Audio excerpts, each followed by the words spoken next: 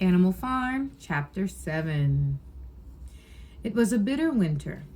The stormy weather was followed by sleet and snow, and then by a hard frost which did not break till well into February.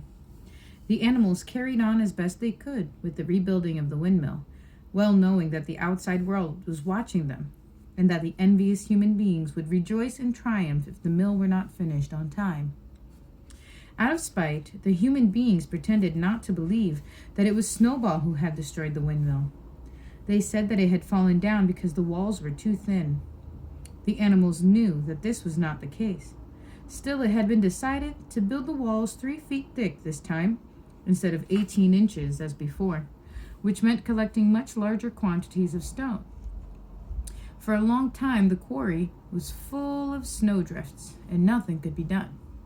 Some progress was made in the dry, frosty weather that followed, but it was cruel work, and the animals could not feel so hopeful about it as they had felt before. They were always cold, and usually hungry as well. Only Boxer and Clover never lost heart. Squealer made excellent speeches on the joy of service and the dignity of labor, but the other animals found more inspiration in Boxer's strength and his never-failing cry of, "I will work harder." In January, food fell short. The corn ration was drastically reduced, and it was announced that an extra potato ration would be issued to make up for it. Then it was discovered that the greater part of the potato crop had been frosted in the clamps, which had not been covered thickly enough. The potatoes had become soft and discolored, and only a few were edible. For days at a time, the animals had nothing to eat but chaff and mangles. Starvation seemed to stare them in the face. It was vitally necessary to conceal this fact from the outside world. Emboldened by the collapse of the windmill, the human beings were inventing fresh lies about Animal Farm. Once again, it was being put about that all the animals were dying of famine and disease, and that they were continually fighting amongst themselves and had resorted to cannibalism and infanticide. Napoleon was well aware of the bad results that might follow if the real facts of the food situation were known, and he decided to make use of Mr. Whymper to spread a contrary impression. Hitherto, the animals had had little or no contact with Whymper on his weekly visits. Now, however, a few selected animals, mostly sheep, were instructed to remark casually in his hearing that rations had been increased. In addition, Napoleon ordered the almost empty bins in the store shed to be filled nearly to the brim with sand, which was then covered up with what remained of the grain and meal. On some suitable pretext, Whymper was led through the store shed and allowed to catch a glimpse of the bins. He was deceived and continued to report to the outside world that there was no food shortage on Animal Farm. Nevertheless, towards the end of January, it became obvious that it would be necessary to procure some more grain from somewhere. In these days, Napoleon rarely appeared in public, but spent all his time in the farmhouse, which was guarded at each door by fierce-looking dogs. When he did emerge, it was in a ceremonial manner, with an escort of 6 dogs who closely surrounded him and growled if anyone came too near. Frequently, he did not even appear on Sunday mornings, but issued his orders through one of the other pigs, usually Squealer. One Sunday morning, Squealer announced that the hens, who had just come in to lay again, must surrender their eggs. Napoleon had accepted, through Whymper, a contract for 400 eggs a week. The price of these would pay for enough grain and meal to keep the farm going till summer came, and on conditions were easier. Let me try that again. The price of these would pay for enough grain and meal to keep the farm going till summer came on, and conditions were easier. That was better. When the hens heard this, they raised a terrible outcry. They had been warned earlier that this sacrifice might be necessary, but had not believed that it would really happen. They were just getting their clutches ready for the spring sitting, and they protested that to take the eggs away now was murder. For the first time since the expulsion of Jones, there was something resembling a rebellion. Led by 3 black Minorca pullets, the hens made a determined effort to thwart Napoleon's wishes. Their method was to fly up to the rafters and there lay their eggs, which smashed into pieces on the floor. Napoleon acted swiftly and ruthlessly. He ordered the hens' rations to be stopped and decreed that any animal giving so much as a grain of corn to a hen should be punished by death. The dogs saw to it that these orders were carried out.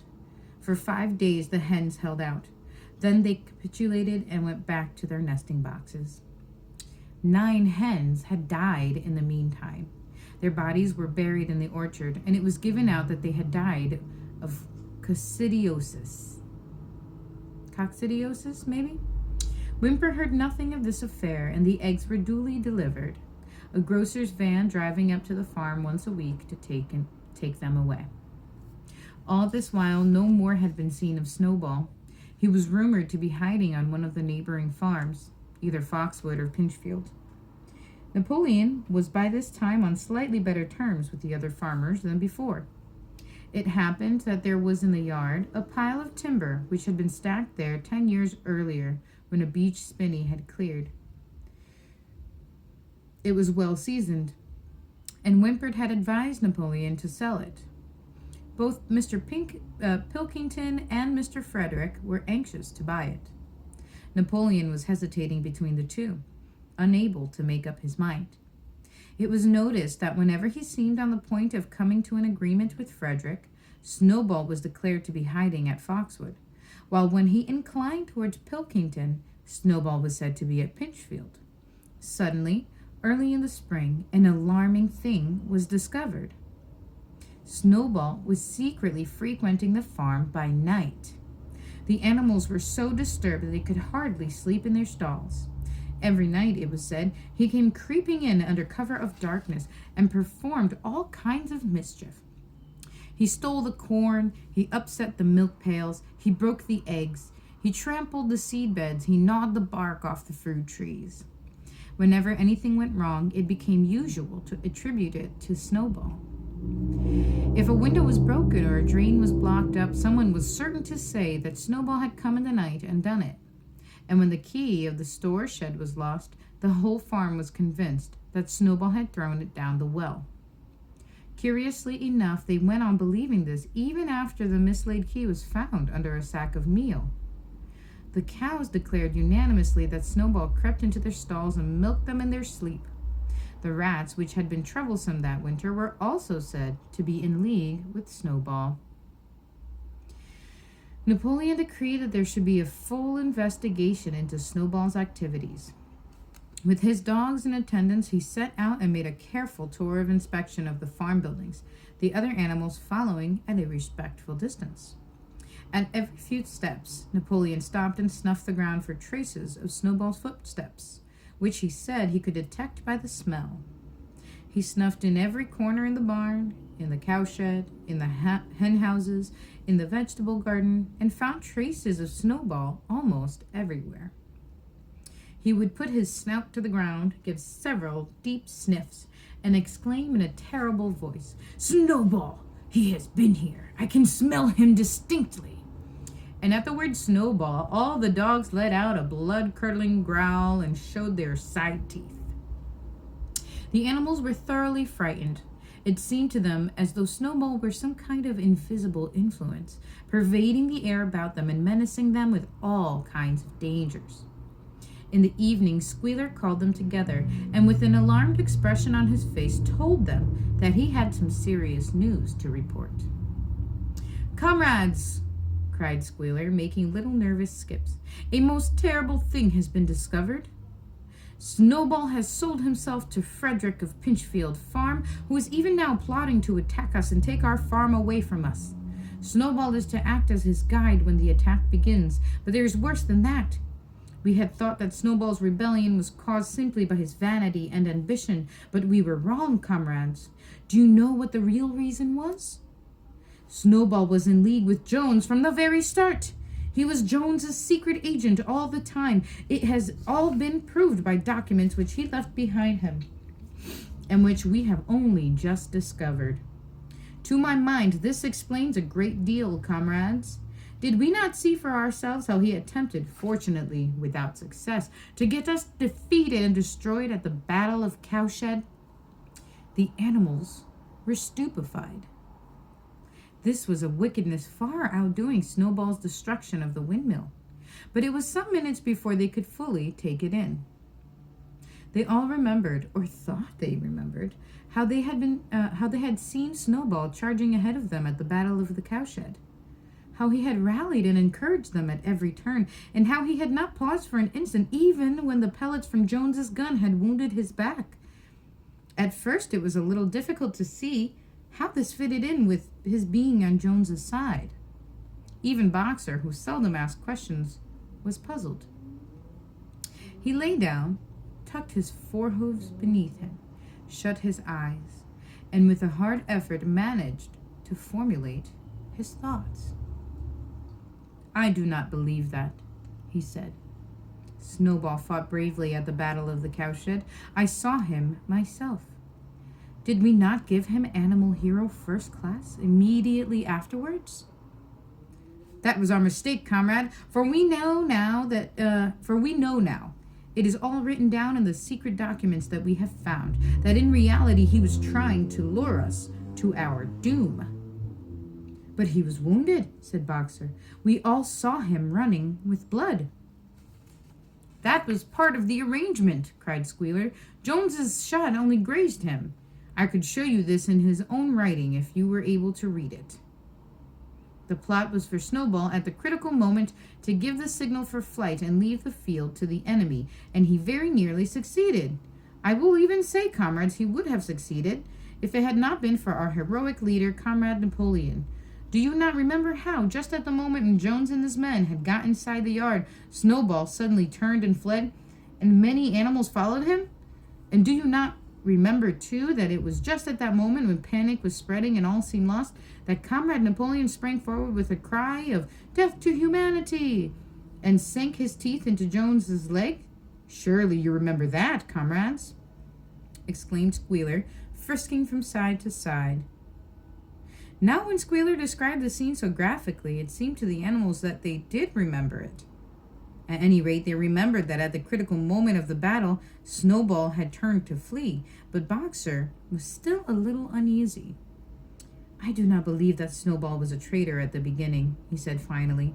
"What he has done since is different, but I believe that at the Battle of Cowshed, he was a good comrade." "Our leader, Comrade Napoleon," announced Squealer, speaking very slowly and firmly, "has stated categorically, comrade, that Snowball was Jones's agent from the very beginning. Yes, and from long before the rebellion was ever thought of." "Ah, that is different," said Boxer. "If Comrade Napoleon says it, it must be right." "That is the true spirit, comrade," said Squealer, but it was noticed he cast a very ugly look at Boxer with his little twinkling eyes.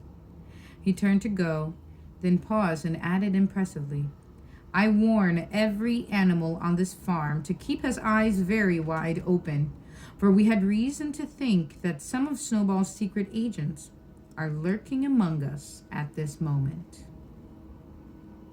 4 days later, in the late afternoon, Napoleon ordered all the animals to assemble in the yard. When they were all gathered together, Napoleon emerged from the farmhouse, wearing both his medals, for he had recently awarded himself Animal Hero First Class and Animal Hero Second Class, with his 9 huge dogs frisking around him and uttering growls that sent shivers down all the animals' spines. They all cowered silently in their places, seeming to know in advance that some terrible thing was about to happen. Napoleon stood sternly surveying his audience. Then he uttered a high-pitched whimper. Immediately, the dogs bounded forward, seized 4 of the pigs by the ear, and dragged them, squealing with pain and terror, to Napoleon's feet. The pigs' ears were bleeding. The dogs had tasted blood, and for a few moments they appeared to go quite mad, meaning crazy. To the amazement of everybody, 3 of them flung themselves upon Boxer. Boxer saw them coming and put out his great hoof, caught a dog in midair, and pinned him to the ground. The dog shrieked for mercy, and the other 2 fled with their tails between their legs. Boxer looked at Napoleon to know whether he should crush the dog to death or let it go. Napoleon appeared to change countenance and sharply ordered Boxer to let the dog go, whereat Boxer lifted his hoof, and the dogs slunk away, bruised and howling. Presently the tumult died down. The 4 pigs waited, trembling with guilt written on every line of their countenances. Napoleon now called upon them to confess their crimes. They were the same 4 pigs as had protested when Napoleon abolished the Sunday meetings. Sorry, that guy is very loud. Isn't that ridiculous? Anyways, so Napoleon now called upon them to confess their crimes. They were the same 4 pigs as had protested when Napoleon abolished the Sunday meetings. Without any further prompting, they confessed that they had been secretly in touch with Snowball ever since his expulsion, that they had collaborated with him in destroying the windmill, and that they had entered into an agreement with him to hand over Animal Farm to Mr. Frederick. They added that Snowball had privately admitted to them that he had been Jones's secret agent for years past. When they had finished their confession, the dogs promptly tore their throats out, and in a terrible voice Napoleon demanded whether any other animal had anything to confess. The 3 hens who had been the ringleaders in the attempted rebellion over the eggs now came forward and stated that Snowball had appeared to them in a dream and incited them to disobey Napoleon's orders. They, too, were slaughtered. Then a goose came forward and confessed to having secreted 6 ears of corn during the last year's harvest and eaten them in the night. Then a sheep confessed to having urinated in the drinking pool, urged to do this, so she said, by Snowball. And 2 other sheep confessed to having murdered an old ram, an especially devoted follower of Napoleon, by chasing him round and round a bonfire when he was suffering from a cough. They were all slain on the spot. And so the tale of confessions and executions went on, until there was a pile of corpses lying before Napoleon's feet, and the air was heavy with the smell of blood, which had been unknown there since the expulsion of Jones. When it was all over, the remaining animals, except for the pigs and dogs, crept away in a body. They were shaken and miserable. They did not know which was more shocking, the treachery of the animals who had leagued themselves with Snowball, or the cruel retribution they had just witnessed. In the old days, there had often been scenes of bloodshed equally terrible, but it seemed to all of them that it was far worse now that it was happening among themselves. Since Jones had left the farm until today, no animal had killed another animal. Not even a rat had been killed. They had made their way onto the little knoll where the half-finished windmill stood, and with one accord they all lay down as though huddling together for warmth. Clover, Muriel, Benjamin, the cows, the sheep, and a whole flock of geese and hens. Everyone, indeed, except the cat, who had suddenly disappeared just before Napoleon ordered the animals to assemble. For some time nobody spoke. Only Boxer remained on his feet. He fidgeted to and fro, swishing his long black tail against his sides and occasionally uttering a little whinny of surprise. Finally, he said, "I do not understand it. I would not have believed that such things could happen on our farm. It must be due to some fault in ourselves. The solution, as I see it, is to work harder. From now onwards, I shall get up a full hour earlier in the mornings." And he moved off at his lumbering trot and made for the quarry. Having got there, he collected 2 successive loads of stone and dragged them down to the windmill before retiring for the night. The animals huddled about Clover, not speaking. The knoll where they were lying gave them a wide prospect across the countryside. Most of Animal Farm was within their view. The long pasture stretching down to the main road, the hayfield, the spinney, the drinking pool, the plowed fields where the young wheat was thick and green, and the red roofs on the barn buildings with the smoke curling from the chimneys. It was a clear spring evening. The grass and the bursting hedges were gilded by the level rays of the sun. Never had the farm, and with a kind of surprise they remembered that it was their own farm. Every inch of it their own property appeared to the animals so desirable a place. As Clover looked down the hillside, her eyes filled with tears. If she could have spoken her thoughts, it would have been to say that this was not what they had aimed at when they had set themselves years ago to work for the overthrow of the human race. These scenes of terror and slaughter were not what they had looked forward to on that night when old Major first stirred them to rebellion. If she herself had had any picture of the future, it had been of a society of animals set free from hunger and the whip, all equal, each working according to his capacity, the strong protecting the weak, as she had protected the lost brood of ducklings with her foreleg on the night of Major's speech. Instead, she did not know why, they had come to a time when no one dared speak his mind, when fierce growling dogs roamed everywhere, and when you had to watch your comrades torn to pieces after confessing to shocking crimes. There was no thought of rebellion or disobedience in her mind. She knew that even as things were, they were far better off than they had been in the day of Jones, and that before all else, it was needful to prevent the return of the human beings. Whatever happened, she would remain faithful, work hard, carry out the orders that were given to her, and accept the leadership of Napoleon. But still, it was not for this that she and all the other animals had hoped and toiled. It was not for this that they had built the windmill and faced the bullets of Jones's gun. Such were her thoughts, though she lacked the words to express them. At last, feeling this to be in some way a substitute for the words she was unable to find, she began to sing Beasts of England. The other animals sitting around her took it up, and they sang it 3 times over, very tunefully, but slowly and mournfully, in a way they had never sung it before. They had just finished singing it for the 3rd time when Squealer, attended by 2 dogs, approached them with the air of having something important to say. He announced that by a special decree of Comrade Napoleon, Beasts of England had been abolished. From now onwards, it was forbidden to sing it. The animals were taken aback. "Why?" cried Muriel. "It's no longer needed, comrade," said Squealer. "Beasts of England was the song of the rebellion, but the rebellion is now completed. The execution of the traitors this afternoon was the final act. The enemy, both external and internal, has been defeated. In Beasts of England, we expressed our longing for a better society in days to come, but that society has now been established. Clearly, this song has no longer any purpose." Frightened though they were, some of the animals might possibly have protested, but at this moment the sheep set up their usual bleating, "4 legs good, 2 legs bad," which went on for several minutes and put an end to the discussion. So Beasts of England was heard no more.